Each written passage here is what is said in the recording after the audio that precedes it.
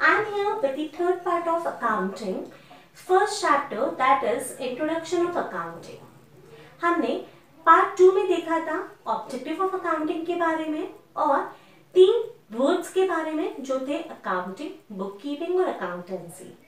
इस particular video में हम बात करेंगे branch of accounting, advantage of accounting और डिसएडवांटेज ऑफ अकाउंटिंग के बारे में। चलिए हम स्टार्ट करते हैं वीडियो को। सबसे पहले अगर मैं बात करती हूँ ब्रांच ऑफ अकाउंटिंग, तो अकाउंटिंग की 3 मेन ब्रांचेस होती है। क्या क्या है वो?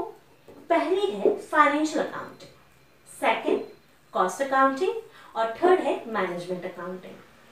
अगर मैं बात करूँ फाइनेंशियल अकाउंटिंग की, तो वो क्या होता है? फाइनेंस से रिगार्डिंग जो अकाउंटिंग का वर्क है, फाइनेंशियल ट्रांजेक्शन को, जो पैसे के रिगार्डिंग के ट्रांजेक्शन है उनको रिकॉर्ड करना, उनको क्लासिफाई करना, समराइज करना, इंटरप्रिटेट करना, कम्युनिकेट करना, ये सारी एक्टिविटीज इस अकाउंटिंग में की जाती है जो हम इस 11th क्लास में पढ़ेंगे। ठीक है, तो सारी एक्टिविटीज की गई है फाइनेंशियल अकाउंटिंग में। तो अब कॉस्ट अकाउंटिंग क्या करता होगा? कॉस्ट अकाउंटिंग के नाम से क्लियर हो रहा है कि वो कॉस्ट को निकालता होगा, मतलब एक ऐसा ब्रांच अकाउंटिंग का जो एक प्रोडक्ट की कॉस्ट को बनाता है या उस पे वर्क करता है। क्योंकि अगर मैं कॉस्ट की बात करूं तो कॉस्ट ऐसी होनी चाहिए जिसमें हमारे सारे खर्चे भी एडेड हो जाएं और उन खर्चों के साथ हमारा प्रॉफिट भी निकल जाए। तो ऐसा काम करने के लिए जो ब्रांच होती है वो होती है कॉस्ट अकाउंटिंग। इसके बाद आती है मैनेजमेंट अकाउंटिंग। अगर मैं मैनेजमेंट अकाउंटिंग की बात करती हूँ तो मैनेजमेंट अकाउंटिंग क्या करता है? एक न्यूली डेवलप्ड ब्रांच अकाउंटिंग का।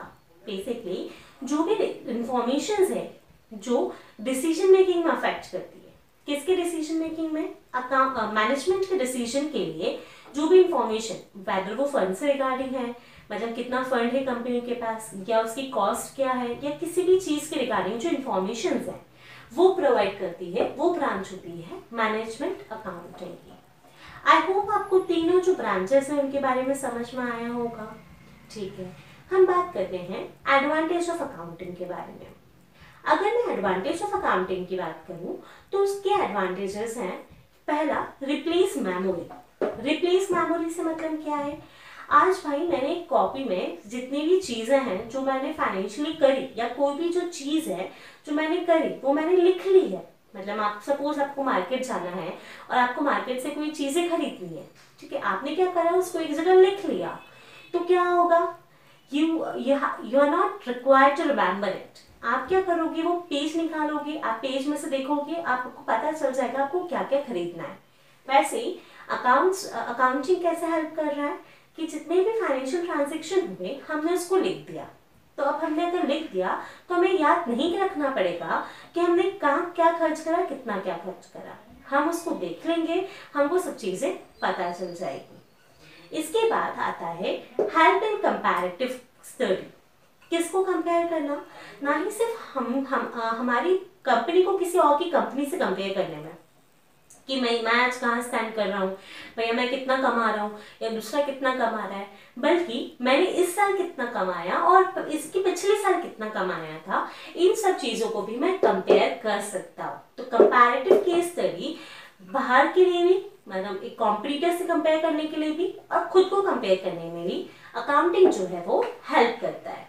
ठीक है, इसके बाद आता है हेल्प टू गेट लोन। आपको कोई भी बैंक है या कोई भी फाइनेंशियल इंस्टीट्यूशन है वो लोन तभी देगी जब आप उसको बताओगे कि मैं आपका लोन जो है वो चुका सकता हूँ। बिना इसकी गारंटी के कोई भी आपको लोन नहीं देगा, आपका फ्रेंड तक नहीं देगा। अगर उसको लग रहा है कि पर्सन नहीं चुका पाएगा तो वो आपको पैसे नहीं देगा। ठीक है, तो ये गारंटी कौन करता है? हमारे फाइनेंशियल रिकॉर्ड्स गारंटी करते हैं। ये मेरा बिजनेस है, ये प्रॉफिट में है, ये इतना प्रॉफिट कमा रहा है, अगर आप मुझे ये पैसा दोगे तो ये पैसे से मुझे प्रॉफिट कम मिलेगा, और अगर मुझे पैसे से प्रॉफिट मिलेगा तो मैं आपका पैसा लौटा दूंगा। तो ये चीज कैसे उनको गारंटी होगी कि आप पैसा लौटा दोगे? तो ये होगी आपके अकाउंटिंग को देखकर, आपकी फाइनेंशियल पोजीशंस जो आपके अकाउंट बताएंगे उनको देख के उनको गारंटी होगी कि आप जो लोन ले रहे हो वो आप लौटा दोगे। ठीक है, इसके बाद आता है एविडेंस इन कोर्ट। कोर्ट में कैसे एविडेंस? सपोज कभी आप पे किसी ने फ्रॉड का केस कर दिया, उन्होंने बोला कि आप क्या कर रहे हो, आपने भैया पैसा मुझसे इसने ना मुझसे सामान लिया था और इसने मुझे सामान के पैसे नहीं दिए। आपके पास अगर आपकी अकाउंटिंग बुक में उस ट्रांजेक्शन को आपने रिकॉर्ड करके रखा होगा, देखो ये मैंने सामान लिया था 1 अप्रैल को और इसका पैसा मैंने इनको 1 मई को दे चुका, ये मेरे रिकॉर्ड्स बता रहे हैं, आप देख लो मेरे रिकॉर्ड्स में। तो क्या होगा, आप एक के पास वो एक एविडेंस का मतलब क्या हुआ, सबूत की तरह वो काम कर रहा है। पॉइंट क्लियर हुआ? ठीक है, तो आपके जो अकाउंट्स है वो सबूत के तौर पे काम करेंगे अगर आप बाय चांस अभी किसी प्रॉब्लम में फंस जाते हैं तो। इसके बाद आती है सेटलमेंट ऑफ टैक्स लायबिलिटी। आप टैक्स किस अमाउंट पे पे करोगे, आप टैक्स पे करोगे आपकी जितनी भी आपने फाइनेंशियल पोजीशन या फाइनेंशियली आपने अर्न करा है उस पर आपको टैक्स पे करना है। तो आपने क्या अर्न करा वो आपके अकाउंट्स बताएंगे। ठीक है, तो अकाउंट से आप आपकी टैक्स लायबिलिटीज को भी पे कर सकते हैं। इसके बाद बात आती है to know financial information. Financial information किसके रिगार्डिंग, आप फाइनेंशियली कहाँ हो, कितना प्रॉफिट अर्न करा, ये सब भी आपको कौन बताएगा, अकाउंटिंग बताएगी। आई होप ये बात आपको क्लियर हो गई होगी। चलिए इसके बाद हम बात करते हैं डिसएडवांटेज ऑफ अकाउंटिंग की। अगर मैं डिसएडवांटेज ऑफ अकाउंटिंग की बात करूं तो जो फर्स्ट पार्ट है या जो फर्स्ट डिसएडवांटेज है एक अकाउंटिंग का, वो है may lead to window dressing. इसका मतलब क्या हुआ, विंडो को ड्रेस करना? नहीं, कभी कभी लोग अब लोन लेने के लिए या जो पर्सन्स हैं कि मेरे बिजनेस में पैसा लगा है उसके लिए वो क्या करते हैं, एक रॉन्ग इन्फॉर्मेशन भी प्रोड्यूस कर देते हैं।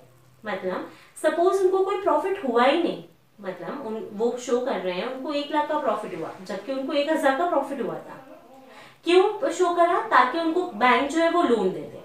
तो कभी कभी अकाउंटिंग जो होता है वो विंडो ड्रेसिंग का भी काम कर सकता है, मतलब गलत इंफॉर्मेशन भी सर्कुलेट हो सकती है हमारे अकाउंट्स के कारण। ठीक है, इसके बाद आता है qualitative element has been ignored. Suppose आपकी जो कॉस्ट, आपकी जो पर्टिकुलर प्रोडक्ट है उसमें आपको ज्यादा प्रॉफिट नहीं हो रहा है, लेकिन आपने उसकी क्वालिटी में बहुत इंप्रूवमेंट कर दिया है, तो वो उस चीज को नहीं बताएगा, वो तो सिर्फ फाइनेंस को देखेगा कि फाइनेंशियली मुझे कितना हुआ है, क्या फाइनेंशियली मैंने उसमें और अर्न करा क्या, ये नहीं देखेगा वो कि उसकी क्वालिटी जो है वो इम्प्रूव हुई है। तो क्वालिटेटिव एलिमेंट्स जो होते हैं, क्वालिटी की जो बात होती है वो फाइनेंस में कहीं ना कभी क्या होती है, पीछे रह जाती है। ठीक है, इसके बाद आता है प्राइस लेवल चेंजेस इग्नोर्ड। मतलब अगर सपोज आप पहले 10 एप्पल्स जो थे वो 2 रुपीज में खरीद लेते तो आपको इन ऑल कॉस्ट कितना पड़ रहा था, 20। और अब सपोज आप 2 एप्पल्स 10 रुपीज के खरीद रहे हो, एक जो है 2 रुपए का खरीद, एक जो है वो 10 रुपए का खरीद रहे हो, मतलब अभी भी आप 20 खर्च कर रहे हो, मतलब आपके खर्च वो है 20 वही रह सकते हैं। पहले भी 20 कर रहे थे, अभी भी 20 कर रहे हो, लेकिन पहले समझो ना, पहले आप 10 खरीद रहे थे, 2 रुपए का एक, और आप खरीद रहे हो 2 जो है 10 रुपए का है। तो ऐसे जो चेंजेस होते हैं वो अकाउंटिंग में नहीं दिखाए जाते। ठीक है, इसके बाद आता है नॉट फुली एग्जैक्ट। हाँ, सारे जितने भी उसमें चीजें होती हैं वो एक एविडेंस के साथ वर्क करती है, मतलब रिसिप्ट्स एंड पेमेंट्स, जितने भी खर्चे करे हैं उसके पेमेंट के आपके पास बिल होता है, वो पेमेंट्स आप बता सकते हो। जितने भी आपने सामान बेचा उसका भी बिल होता है, तो वो एक प्रूफ होता है आपके पास, तो आप उसको उससे बता सकते हो कि हाँ मैंने ये जो लिखा है ये खर्चा तो इस कारण से लिखा है। लेकिन कभी कभी क्या होता है, जो कुछ एलिमेंट्स लाइक डिप्रिसिएशन प्रोवाइड करना, डिप्रिसिएशन क्या होता है हम फर्दर डिस्कस करेंगे, लेकिन अगर जैसे डिप्रिसिएशन मतलब आप किसी असेट्स को बोल रहे हो कि इतने से कम हो गया, तो वो तो आप अंदाजा बता रहे हो, तो वो अंदाजा क्या हो सकता है, वो एग्जैक्ट नहीं हो सकता है आपने बोला कि इस पर्टिकुलर बिल्डिंग पे या इस पर्टिकुलर मशीन पे जो 1 लाख की है उस पर 10% का डिप्रिसिएशन लग रहा है और अब उसकी वैल्यू क्या है, सिर्फ सपोज 90,000 है, तो अब वो जरूरी थोड़ी ना है मार्केट में भी उसकी वैल्यू जो 90,000 ही थी, हो सकता है अभी भी वो 95 में बिक रही हो या वो 1,05,000 में बिक जाए। तो ये कुछ चीजें हैं जिसके कारण वो फुल्ली एग्जैक्ट इंफॉर्मेशन नहीं देता है। आई होप आपको समझ में आया होगा। If you like the video, please subscribe.